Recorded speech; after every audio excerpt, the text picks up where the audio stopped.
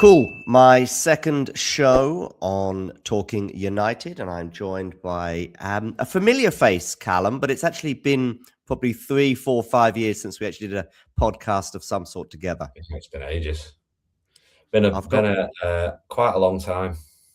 I haven't got a United shirt on, but I got a mug that was given to me by a cleaner at work, and I've got a hat that I picked up outside Old Trafford.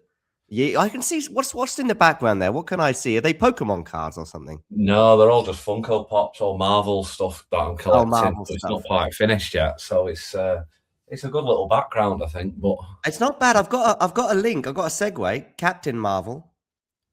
yeah, I've not got that one. No, but I will you know do who at Captain some Marvel. stage. You know who Captain Marvel was, right, Callum? Go on, explain to me. Brian Robson. That was his nickname. Oh yeah, that's a good point. See, I haven't got her yet, so I can't really link the two together yet. Okay, I gotcha. thought you were talking about Marvel. I didn't realise you were No, making sorry. I was to trying to bring it Robson to then. football. Yeah, I saw Brian Robson on a few Twitter posts actually today because there was a dinner last night for former Man United players as part of an Yeah, association I wasn't actually familiar with, but I'm checking out their website called, I think it's like former United players anyway, and there was a dinner last night with him present and quite a few other former stars. So do check that out, and yeah, that looked There was pretty cool. something similar the other day. I think Ken Doherty, the snooker player, was invited by Sir Alex to the United game against Leeds.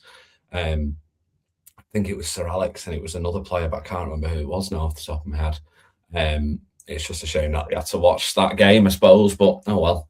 How much of an impact do you think that result will have on this match against Chelsea?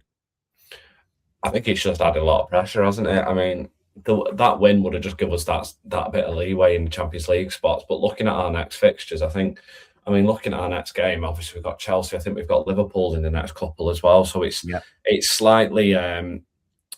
United never do it the easy way, do they? But it's a little bit worrying, and I think it's more like looking at fixtures here, we've got Chelsea, then we've got Brentford, which is never an easy game, especially given how they perform this season, and then Liverpool the week after. I mean, Champions League is by no means guaranteed at this point, and you lose 2 of those 3, and you're in trouble. Yeah, exactly. Given who they're against as well. I mean, Chelsea, Liverpool are obviously. I mean, Chelsea are 7 points behind us. But, it's more a case of staying in the top 5. I think as much as it'd be good to finish third, I'm now slightly, altering my expectations that Champions League is Champions League, whether it's third or fifth. The main aim is just to get into that. If we can do that, then it'll really help our finances. It'll obviously bring us a lot more games next year. And United should be in the Champions League, shouldn't they? But, if we lose it's more... Chelsea, I think we might be okay against. It's the game against Liverpool. They'll obviously be really up for it. I know they've not been in the best of form, but they will be really up for it. And with Liverpool as well, they're 3 points behind us. Their goal difference is very similar to us with only a couple difference. So, they go get a win against us. That's 1-0, 2-0. They go above us. Obviously, there's Villa still. They play Sunderland, which won't be an easy game. So I just wish that game against Leeds was better. There's many things you can blame it on. Obviously, the thing is, a lot of people are getting really frustrated about everyone saying, "Oh, it was the referee." You can be frustrated with the referee whilst also understanding that the game and performance was nowhere near good enough. However, the referee was abysmal, and you can say both things are true. It doesn't mean that if you say the referee is bad, you're completely ignoring the performance. And I think people need to understand that both can be true, which is quite frustrating, really. Yeah, but that performance, I mean, we could have been 1 or 2 down before they even scored their first, and they scored the first in the first 6 minutes. I mean, Calvert-Lewin had a great chance about 90 seconds in, and probably should have scored. They had a couple of free headers from set pieces that I felt, and feelings can often be wrong, Callum, but I felt as though there wasn't a huge amount of pressure on United, and that 45 minutes, the first 45 minutes in particular, one team just were fighting for their lives, and the other one had a 7-point cushion above fifth and weren't obviously going to be challenging for the title. Yeah, it's probably a good way of looking at it. I think the problem is, though, with that, and it's slightly frustrating, you could probably blame some of the performance on that, but there's pressure when you play Leeds. And I wonder if some of the players just didn't understand the history and the magnitude of a game like that. Regardless of where we are, yes, we have got quite a significant cushion against sixth, which is good. But you can also look, really, they're not that far away. 7 points can easily be turned around in a couple of games, really. You can easily be 1 point behind, 1 point in front with 2 games. Like I say, Chelsea and Liverpool. Chelsea beat us, Villa and Liverpool go and win.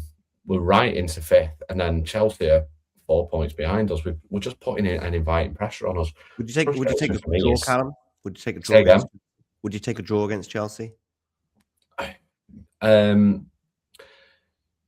If we were at home, no, but I think because we're going to Stamford Bridge, a ground that we've not really been I checked out over the last probably 10, 15 years. We had a bit of a part where it went back up, the form, but the past sort of 10 years at Stamford Bridge, 15 years at Stamford Bridge has always been a bit tough, and understandably so. It's not the easiest place to go against a decent Chelsea side. Given the form, I'd probably be a bit more confident, but I think if you were to just say a 1-1, 2-1 kind of draw, and it just keeps that 7 point cushion with sixth, I'd probably take it. Obviously, I'd want to win, but I think for now you could probably take it.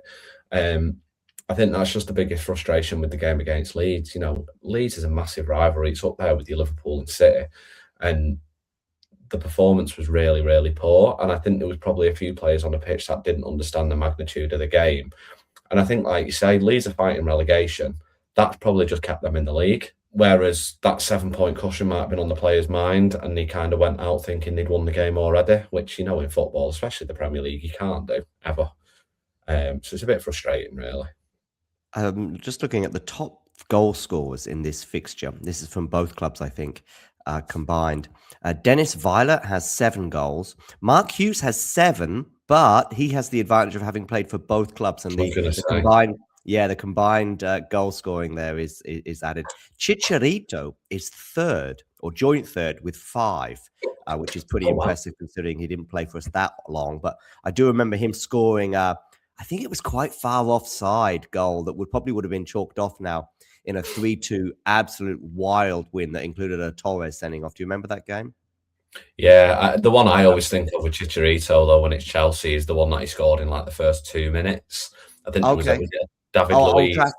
Yeah, the David Luiz mistake, and I think we ended up going on to win the league. It was one of those fixtures where we were like, "Oh, that could be a difficult one going into the run-in," and it ended up being a great game. I think we won 2. Was it 2-1? I think it was 2-1, but we dominated for. We dominated the game. It was. I remember that. God, it was like it was yesterday, and it was 13 years ago.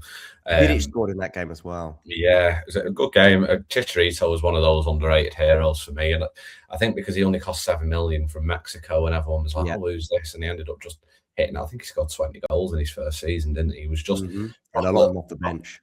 Proper icon, I think, amongst the fans. Someone that is just very admired still. Yeah. Talking of our record, anyway. At Stamford Bridge, as you said, it's not been great. We haven't won there since the 2019-2020 season, and even under Ferguson.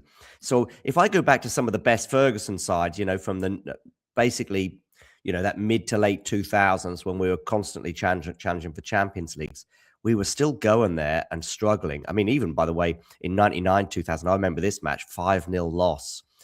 Chris Sutton was terrible for Chelsea, but even he scored against us. I think we got a red card early on. Nicky Butt and Dennis Wise had a set 2 in a 5-0 loss. But from that game onwards, that was 99-2000. I think we only won once at Stamford Bridge again, or maybe twice under Stamford Bridge at Stamford Bridge again under Ferguson in the league, at least. One of them was that 3-2 win that last season. There was another one as well, a 3-0 win in the 01-02. 3-0 win in the 01-02 season, but just a dreadful record at Stamford Bridge for most of this century. I've got a head-to-head up here, and it only goes as far back as 2010. Stamford Bridge, I'm talking about, by the way. Just going back as 2010 and just trying to look at the Stamford Bridge games, really. I mean, some of them include things like the Community Shield and things like that, even the Champions League, but I had to scroll a lot further than I thought I needed to.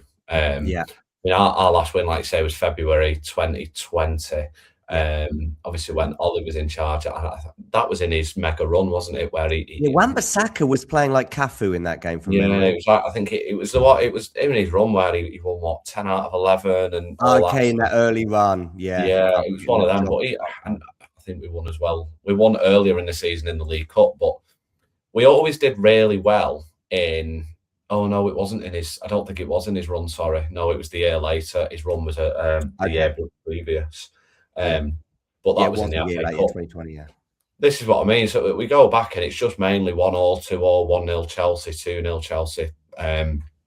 It's always been loads of matches. Under Ferguson, I remember loads of matches at Stamford Bridge, but not getting a sniff. Remember when I remember us losing 1-0 in a title race that turned out to be super tight, but this was like November. But John Terry header, I think after about 75 minutes, game done. And even Wayne Rooney has talked about his toughest opponent being John Terry, just because he often wouldn't get a sniff. And that was kind of endemic of our. I mean, also the year we won the Champions League and Premier League double, we lost 2-1 in a match that thought it could have been quite decisive in favour of Chelsea. Just a rough place to go. The good news is that this Chelsea are crap. Yeah, it's a weird one, Chelsea, as well, because you never think of Stamford Bridge as going and thinking, oh, the atmosphere will be really strong and it'll be loud and it'll get on top of the players. You might think of that as like an Ellen Road kind of place or even the old Upton Park. But Upton Park, yeah. Stamford Bridge has never been somewhere that I've thought of like that. So I think it just shows maybe the mentality and the quality Chelsea have had over the years, especially under Mourinho, I suppose, and later on managers. But it just seems strange that we've always struggled so much, to be honest. And I always thought we were a better side for probably 90% of that time. But we just always seemed to struggle to get the result that we wanted. A lot of the time we went, and the draw was kind of something that a lot of fans would say. Like I say, I mean, Stamford Bridge has probably come at the worst time for us, especially given the performance against Leeds. The likes that Mainoo might still be out injured. It's slightly a worrying time. You could take a draw, keep the 7-point gap with sixth place, because fifth obviously get Champions League, and kind of run with it. The thing is, as well, with Liverpool being 3 points behind us, we'll stay in the top 4 with a point as well. So you could kind of take it, really. The only other thing as well is Liverpool aren't in the best form either. So it's like nobody wants top 4, really. Everyone's kind of fighting to give it to someone else at this point. The points tally this year, I think, for the top 4, top 5 will be pretty low. I think probably mid-60s will definitely get it, but early 60s. And who knows, just looking at that gap, as you highlighted, 7 points. If it's still 7 points come late on Saturday night, because obviously it's an 8 p.m. local time kickoff. If it's still 7 points, that'll be 5 games to go. You'd probably think just a couple more wins, and actually that would be enough to get us over the line. Have Liverpool got to play Chelsea as well, maybe? This is the thing as well, which I wanted to bring up. But Liverpool are playing Everton this weekend as well. They are. Yeah, Everton haven't been in the worst form. They've been quite solid under Moyes this season. Another team also pushing for a European place, potentially very, very limited opportunity, but they could push for fifth if they went and won most of the games, given what's going on. But they've got that motivation. I mean, obviously it's a local derby, but if they've got that motivation of just having an outside, I even 3 weeks ago I was still dreaming of fighting to get the title race. As soon as we dropped those points at Newcastle, then it was all about top 5 for me. But yeah, just looking at this, Liverpool have got to play Chelsea, so they've also got to play Villa as well. So they've still got to play Villa. They've still got to play Everton. They've still got to play Chelsea. Again, Brentford won't be an easy game, given the form they're in. We've obviously got Brentford as well, which I said before won't be an easy game. So I think it's made me feel slightly better knowing that the fixtures are what they are. Because because being completely honest, I think Chelsea are probably a bit too far off it. I just don't think they've got the quality in the form that they're in. And I think, to be honest, I'm surprised they've stuck with Liam Rosenberg. Yeah, because me too. They've just been poor. I mean, I was just looking at the form before. I think they've won 1 in 6, and that was against Port Vale. And they've not even looked like winning. Been really. The problem with Chelsea is the money that they've 5 losses in there still as well. How bad they are is really shocking. Yeah, 5 losses out of those 6. So as you highlighted, they haven't won. They've only won once in 6, but the other 5 have all been losses. Yeah, they've all been they've not picked up anything. I know it's obviously across all competitions, but this is the thing as well. And the win that they did get was a 7-0 pumping of Port Vale. So this is the thing. I think looking at the fixtures, I mean, like I say, with Chelsea, you look at Chelsea there. Forest are fighting for the lives still. Brighton probably you'd think might be okay. Tottenham are fighting for the lives, and Tottenham are always up for a game against Chelsea.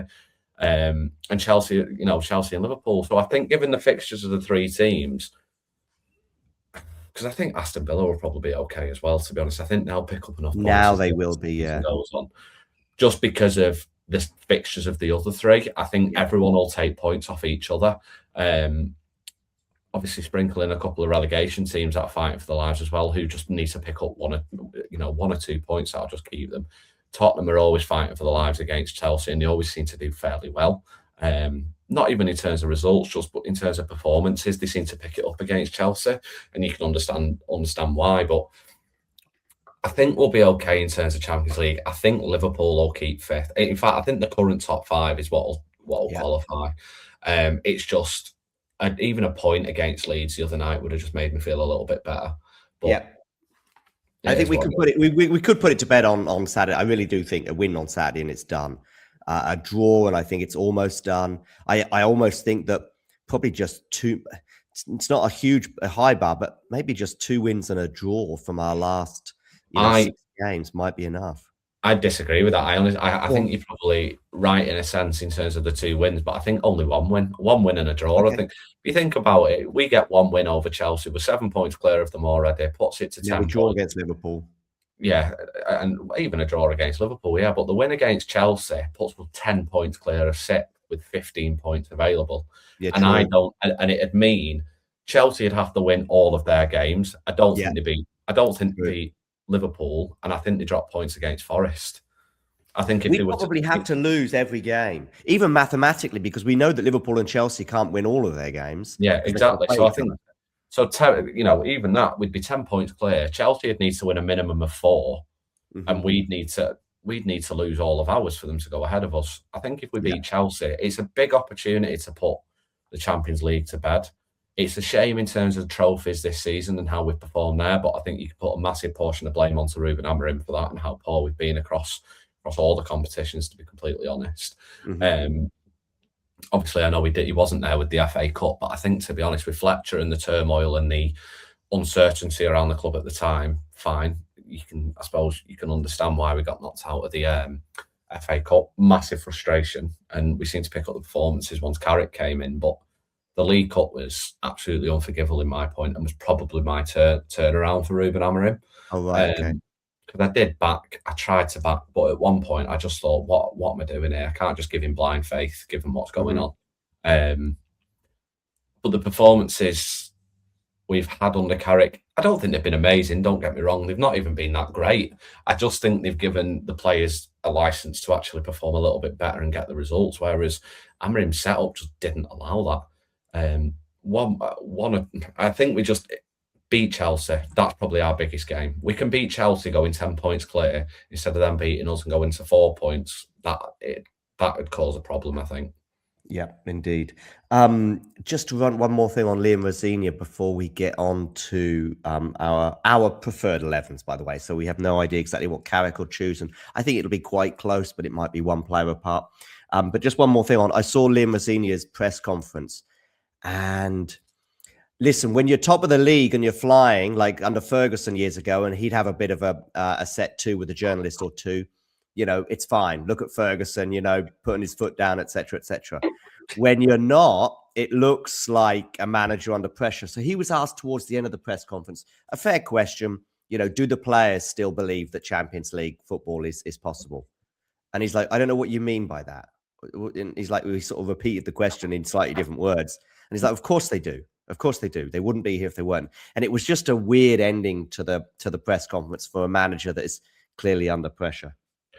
Do you know what, though? I think journalists kind of do that because obviously the world of social media now, and it's across all media outlets from written to video form, but social media clickbait, not even clickbait, but more just clips or clippable moments. Do you think it's worse now than before? Because I don't know. I've crossed both of the what's the word, Callum? I've crossed both of the the generations, because I was around in the sort of late 90s, early 2000s. I had a few stints at just like I mean just what do you call them, internships and this kind of thing, but nevertheless print media I sort of grew up with. And you go to a press conference there and the journalists would sort of know what they were doing and prod away and hopefully get a headline. Of course, social media has probably exacerbated it tenfold, but anyway, go on. I think, yeah, I think it has got worse, more opportunistic. I mean, there's obviously been some news this week that I've probably been very upset over, and I think it says a lot about Gary Neville and his opportunistic and money grabbing ways now, and his lack of care for that he claims to support. But I think it's a sign of the world now. I think the way the media is going and don't get me wrong, I think YouTube and fan channels are a brilliant way. And this idea that fan cams are bad, I think the people that sometimes operate the fan cams are the problem, not the fan cam itself. Fan channels give fans a voice. The problem is some opportunists, I think, take it too far in an opportunity to go viral, and it makes them look a fool. But the idea of fan media, I actually think, is really good. And the fact that it's gone the way it has and Gary Neville has done what he's done is showing that it actually probably has been a good thing. It's just a shame of who he's gone to.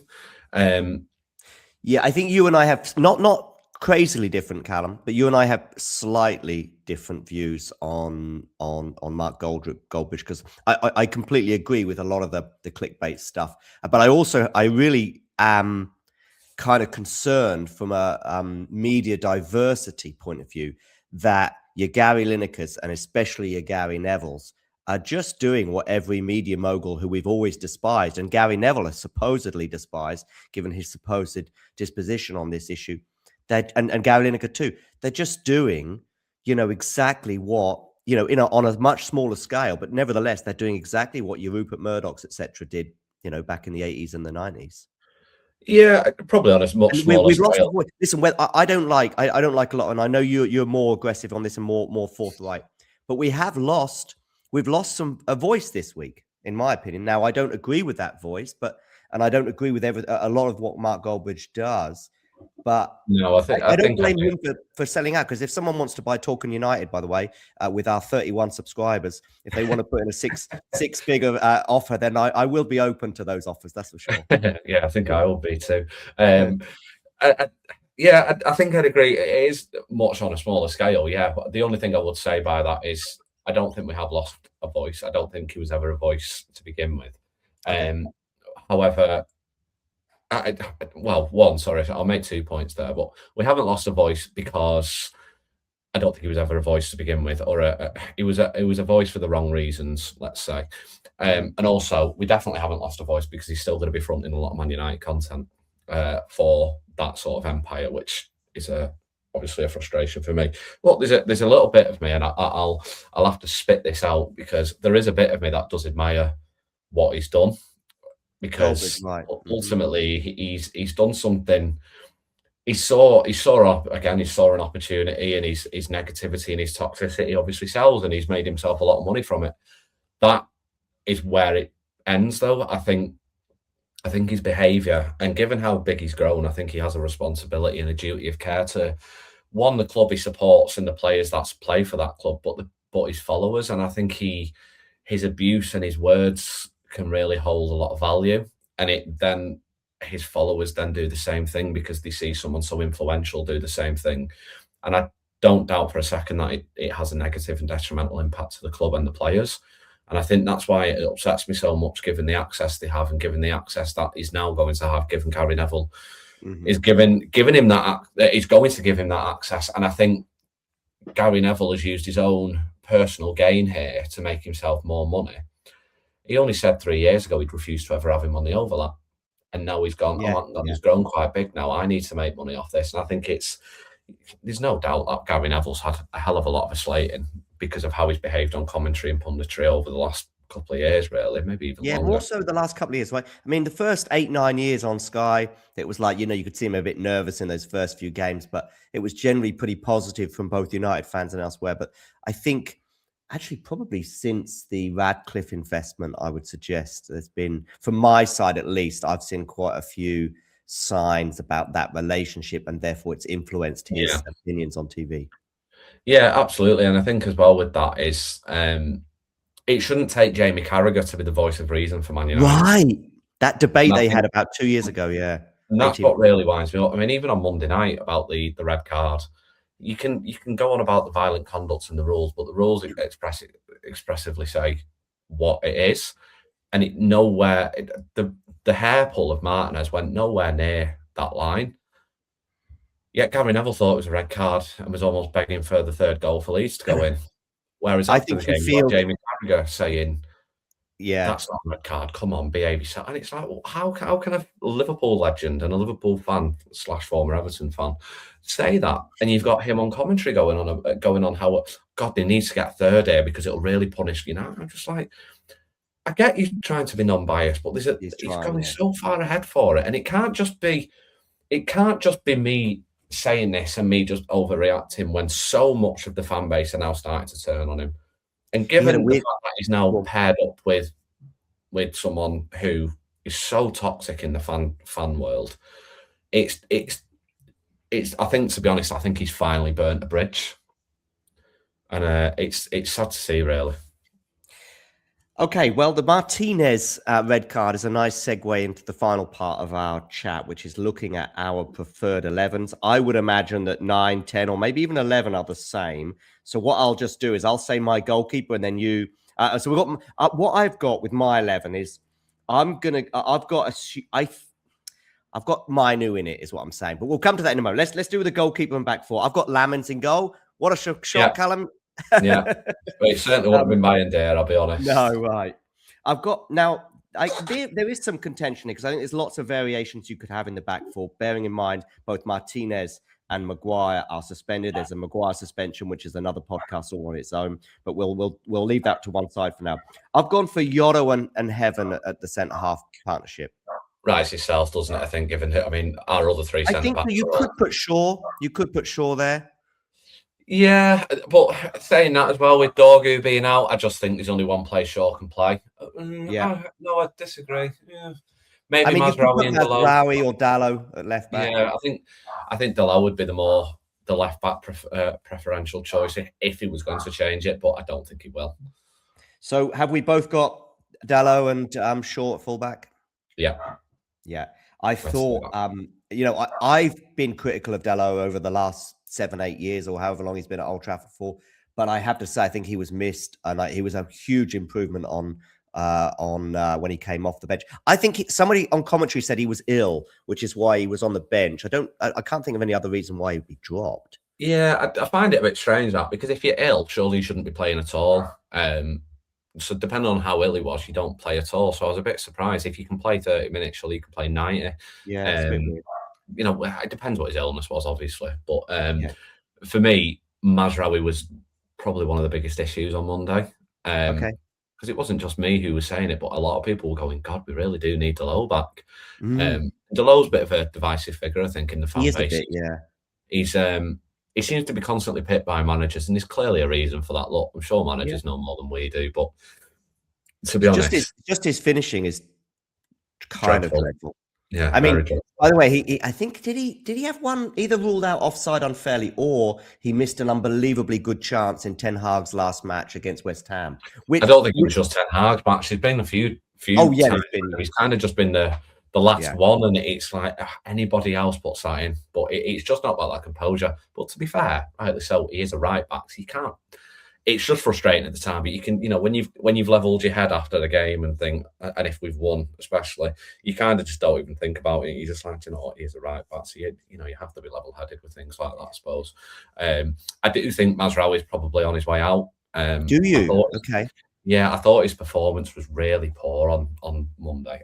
I'm sure we'll come on to the midfield, but I thought Mazraoui and Ugarte were probably the two worst players on the pitch. Ugarte has been a pretty much dreadful purchase from minute one. Even towards the end of last season, he was so ponderous on the ball. I remember him giving the ball away and us losing a goal towards the end of last season. And actually, fans were more forgiving. I remember being in an argument, semi-argument with someone like, oh, but it doesn't matter because we're focusing on the Europa League. I was like, yeah, but this is the attitude that's going to... Was that against West Ham? And was it Fulham? I can't remember now. And he got one of those home games. He thought he got fouled, but he went down incredibly easy and stayed down and didn't chase back. And obviously, you remember the likes of Marcus Rashford, who, if he ever did that, was lambasted and screamed at and told that he should never play for United again. But Ugai's performances have just been really poor. Like, I'm at a point where I don't actually fair play to the lad. It's one of them, and sometimes you're just not good enough. I don't even think he's good enough for the Premier League. I just don't think it suits him.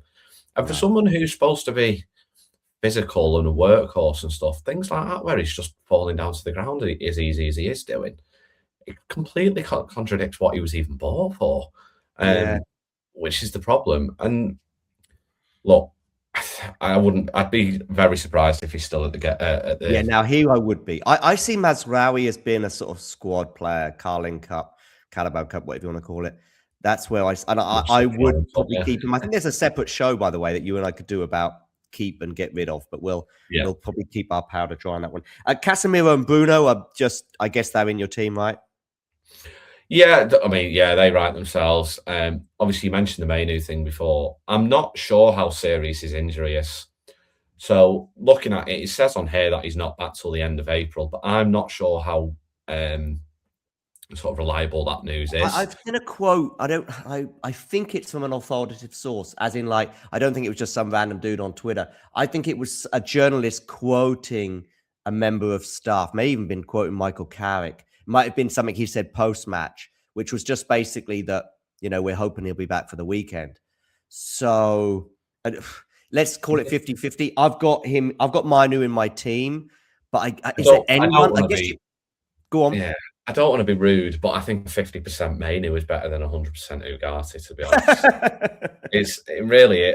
I'm sorry to say, and I don't mean to sort of step over the line, but it really is, isn't it? I mean, I think we really lost Mainoo on Monday, and I think it was one of the biggest. We couldn't progress the play forward. We couldn't get out of tight spaces. I mean, you even saw that with Casemiro at times. I mean, given their second goal, Martinez and Casemiro, those two passes were dreadful.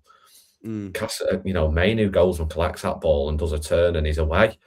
Casemiro's been brilliant, don't get me wrong, but it was poor from him as well. So I'd put Mainoo in my team. I understand there's still a bit of a doubt around it, but I'd probably put him in the hope. If he isn't, Callum, let's just say he isn't, I mean, the other option would be Mason Mount, I guess, and what would be a quite attacking midfield three. Yeah, I think you'd probably have to drop Bruno into that too with Casemiro. It's not really ideal, but you'd probably drop Bruno back and maybe put Mount. I'm not keen on playing Mason Mount either. I actually rate him probably higher than Michael Carrick does, but I'm not sure about playing him at Stamford Bridge because I don't know. I feel like he's a part of the fabric of the club. I don't think he's quite as emotional as a Wayne Rooney. I remember Rooney getting dropped at least once at Everton for at least that was the reason that Ferguson side. But who knows? There might have been other things afoot. But I think it'd give Mount more of a reason to play, and I think he'd probably. The thing is with Mount, right, is I don't think he's a bad player. Don't get me wrong. I think the problem around it was probably the finances of the deal. A £60 million player, someone that was finishing in 12 months, and then giving him whatever he got. I think he got like $200,000 a week. It was the sign of a previous regime, really, and it's worrying. Given his injury record, it's been pretty poor. And your best ability is availability, isn't it? And he's just not been available enough. Because the thing is, I don't think he's been bad at all when he's played. No, he's been very good when he's played. He's just not been. He's just not played enough. And I think that's probably Carrick's slight issue. He's probably not reliable enough at that point. I think injuries. If Mainoo is out, you probably would play Bruno in the two, and then you put Mount forward, or you'd look at doing you drop Sasko and bring Mbeumo in, put him up front and drop Cunha into the middle, something like that. There's plenty of ways I think we can get around it. But it's frustrating that these injuries and stupid suspensions have come in at a time when they have. Yeah. All right, let's assume Mainoo is fit. We're going to go with Mainoo. And I'm guessing that you, at least, if Mainoo isn't fit, you would put Mason Mount in there, right? And then sort of bring him forward, but put Bruno back a bit. Yeah, I think that's what I think I'd do that. I don't know if I'd do that. I think Carrick would do that though. What about you though? Would you? I mean, because actually, I think I completely agree with every single word you said about Ugarte. But just because there's no one else, and just because he's a bit more defensive minded, and because of that 7-point cushion as well, and because it's away at Chelsea, as bad as Ugarte has been for the best part of 2 years now, so it's not like 6 weeks or 6 months even. It's almost it's 2 been a years. significant period, hasn't it? But yeah, would you know what? I'd probably change my. I'd probably go with that. I actually think going to Stamford Bridge, how we've struggled there and things like that. I think I could probably see Casemiro and Ugarte again. The problem is we might see the same issues in progressing the ball, so it could be a case of maybe just trying to. And then if we start to struggle, would Bruno drop back to become a 3 so we can get the ball forward or something like that? I think Mason Mount could have come on Monday. I think that would have been a very attacking move. But that's the thing, and I saw this a few times, but it's slightly worrying to me that a £6 million player couldn't get on against Leeds in a performance like that. Maybe the 10 men had a role in that, and don't know. What about up front, Callum? Say that again, sorry, John. That's okay. What you got up front? I've gone because I think there is possibly a lot more debate. There's a lot of conversation about the midfield, but up front, it's the same as always. There's 4 players and 3 spots available, and the person for me on this occasion who misses out is Sesko.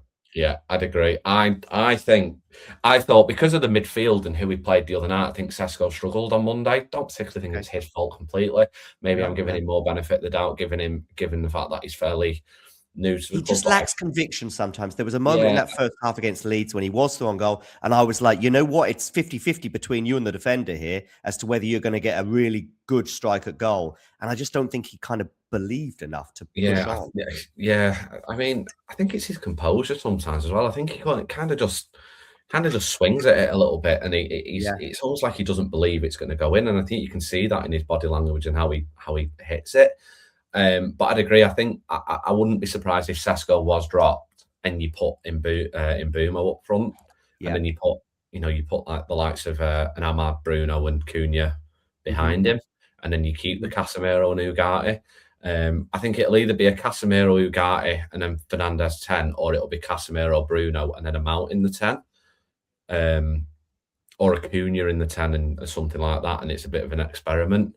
I just think now's not the time to. No, I mean I've got Mbeumo up top with Ahmad and Cunha out wide, but they could mix that up and match that around. You could always put Cunha up top, and I think Cunha. One thing I do like about him, we saw it even against Leeds, is actually he's willing to run and fight for the team and actually even defend. I mean, obviously we're down to 10 men, and at one point I think I saw Cunha and Bruno were our last line of defense, and I'm thinking, yeah, okay, but this is how it is. You're down to 10 men, you're chasing the game. And we saw, of course, with Cunha in that goal that Sesko scored against Everton, where he's the guy who's in the fullback position, basically fighting back, winning the ball, and then putting out a Hollywood pass that was unbelievable from Mbeumo to ultimately, I think, set up Sesko, who ran onto it incredibly. But yeah, so you've got that. For me, you got that front 3. I think if Sesko had done brilliantly on Monday, I think he may well have stayed in the team. But again, because I also don't see this Chelsea team as much as 10 years ago. 15 years ago with Lampard, Drogba, Terry, and all those other guys, maybe you'd need that physical presence that Sesko could potentially offer. Although I think he could do more in terms of his size in that respect. But I think this is a slightly different Chelsea team, and I think a front 3 of Cunha and Mbeumo and Ahmad. I tell you who would be really useful this week is Dorgu as well. Just thinking back to that Arsenal away match, I think it would be good to have him in a front 3 as someone who can do a bit of everything, both going forward and coming back. With Dorgu, it's made me realise how much of a reason why Paul Scholes never opened his mouth during his playing career, because he's just showing that he doesn't actually know a lot about football. Dorgu's been a really weird one as well, because at the start of the season he was a little bit divisive. And I think it was because of the system that Amorim played, and I think a lot of fans kind of pointed the blame at Dorgu and was like, God, he isn't good enough, is he? And then as soon as Amorim went, he showed he was actually really vital, but further forward. He was a good left winger, which what makes me think they might go into the market for a left back in the summer. There'll be someone on that left side that has to come in with the left back. Yeah, I think so. I think Shaw, even now, I don't think Shaw's been bad this year, but I think we're starting to see a few different I think we're starting to see some different opinions around him come out now that maybe he's starting to slow up and he's not quite there anymore. But yeah, someone's got to come in on that left side, I think, especially if the plan is to put Dorgu further forward. Because if they do that, a left back may be cheaper than a left winger. You put Dorgu forward, he's the left winger, and then you find a decent left back. Because I don't think our attack's terrible. I just think we need to just fluff it out a little bit and get someone with that little bit extra quality. Especially going into the Champions League, we're going to need a bigger squad, because the squad, I mean, you saw it against Leeds, a few players are out, and look at how poor we were. Don't forget, if Ugarte does get sold, Casemiro is going as well. We need a minimum of 2 or 3 midfielders. We needed a midfielder anyway with them in the club, with them in the squad. So I think you're going to need 3 midfielders this summer, plus a left back, plus probably a centre back as well, to be honest.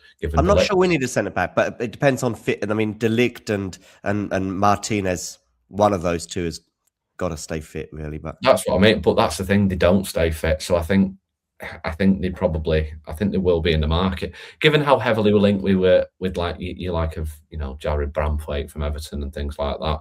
We always seem to be linked with a centre back over the last 3 or 4 years. There was obviously question marks on Maguire for so long as well, but Maguire's not young anymore. I think he's 31 or something like that. So, I think we will need to go in for a centre back, because Yoro's showing that he's good, Yoro, but he's still showing he's raw. Same with Sesko at the other end of the pitch. Heaven's definitely raw, decent player, but definitely raw. So there's holes and these sort of things you can nitpick at, I think, within the squad. And I suppose you could do that with any team, but I think there's things that we do need to improve, both experience-wise and quality-wise, going into the Champions League if we make it. And I'm hoping we do, obviously. We need to put in a few improvements. Callum, I mean, I always find predicting United's results is almost impossible, just because I've got so much of a vested interest in it that you'll rarely find me predicting a loss, but you'll find me also extremely anxious about the most ridiculous of matches. I remember we were playing Roma in the Champions League in 2007, and even when we were up, I think 4-0 in the second leg, we'd lost the first leg 2-1, and I'm thinking they get one back, we're in trouble. We got to, I think, 6-0 before they got one back, and then eventually we won 7-1. I don't understand that over the last 10 years, but no, I don't think I was like that then, to be fair. Yeah, I was. Even under Ferguson, Porto at home is another one in the Champions League in Cantona's last season. Maybe Cantona's last really, really good performance, because actually his last season was a bit hit and miss for Eric, and that was one of the reasons I think he basically called it a day. We won 4-0 at home, but Porto had been so good in the group stage, and we had been sketchy. I think maybe we lost 3 of our 6 group games, but still managed to qualify. And we didn't really have that pedigree that we later got in the Champions League under Ferguson.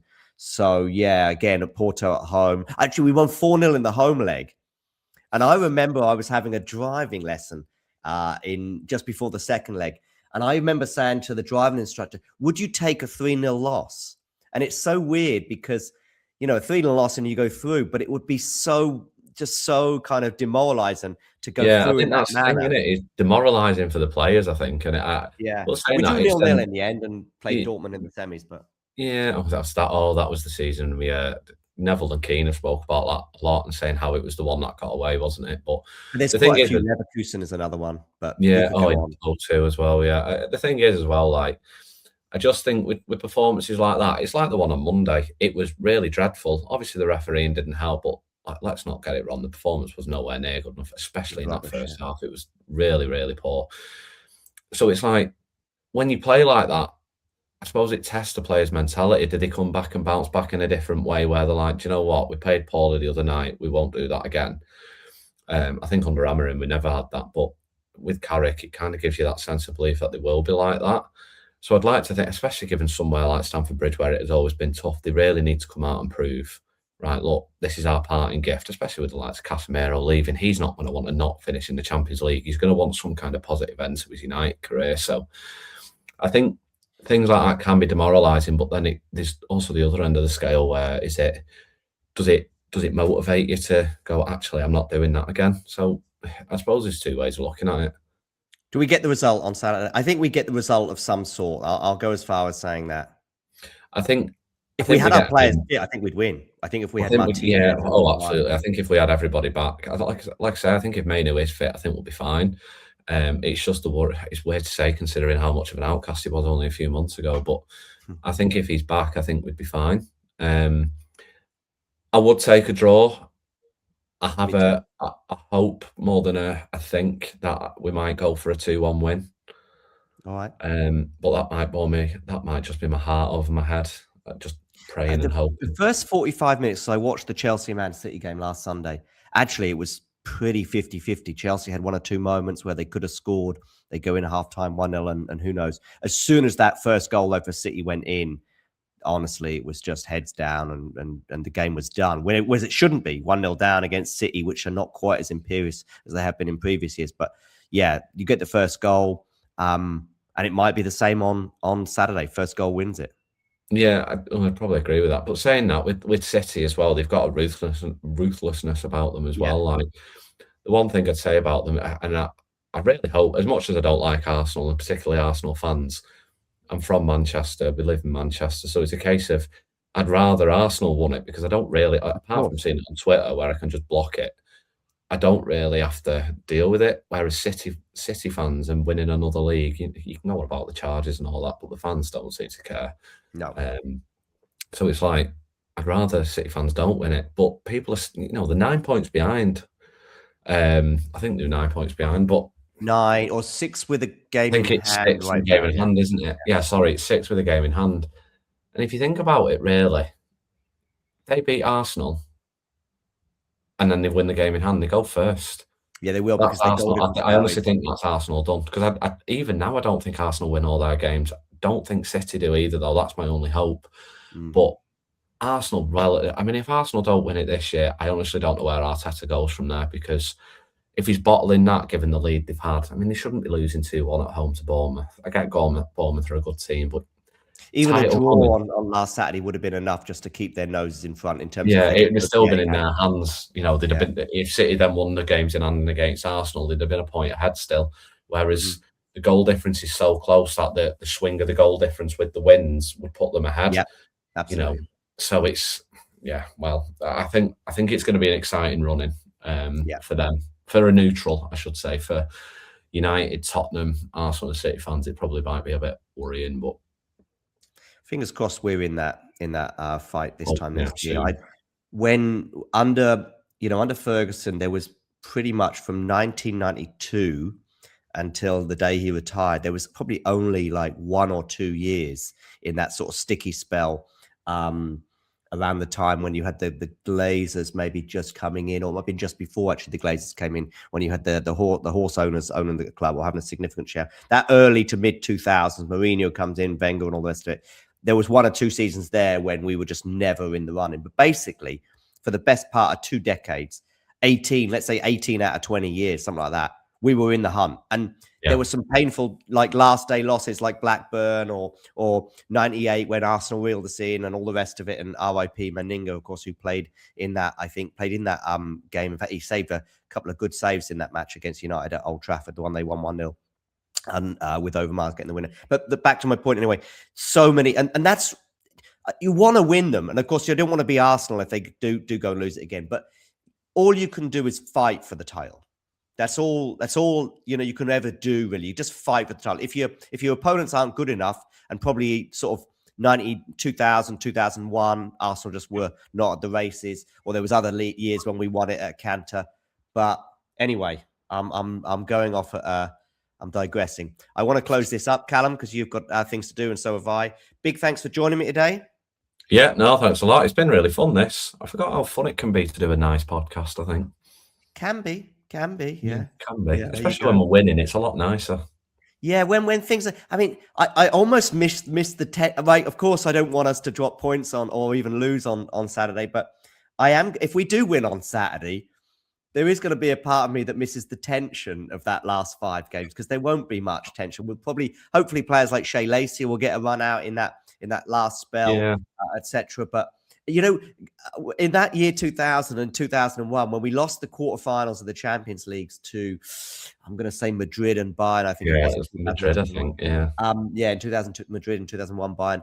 the last 10 games were, with the exception of a Paul Scholes screamer against Bradford, I think it was, and all the rest of it, those last half a dozen games or so were pretty boring because we basically won the league and we were out of the couple. We didn't even participate, I think, in 2000. It's weird, though, because as a United fan, I think I'd rather that because it just takes away that tension. Is it? I mean, you know, I would. feeling at the end it goes your way is amazing, but sometimes it didn't go your way and it was heartbreaking. Oh, it is heartbreaking. It is heartbreaking. I do look back on those heartbreaks slightly different retrospect. Like take the Leeds one, which was the worst for me in '92. I do look back on that one. In the moment, it was the worst I've ever felt as a United fan. But retrospectively, I'm okay with it because we won, the next 2 years and so on. If you never win it, and that might be where Arsenal are at in a couple of weeks from now, then it might well be different. But listen, Callum, thanks for joining me. Yeah, thanks a lot. I will definitely be back if you'll have me. Oh, definitely, Callum, because there's so many things that we touched on today, and we could have been here for 6 hours talking about 5 or 6 different topics. But we'll do that for some time. Shows. Yeah. Cheers, Callum. And that is the end. And by the way, everyone, make sure you like, subscribe, and all the rest of it. Cheers. Bye-bye.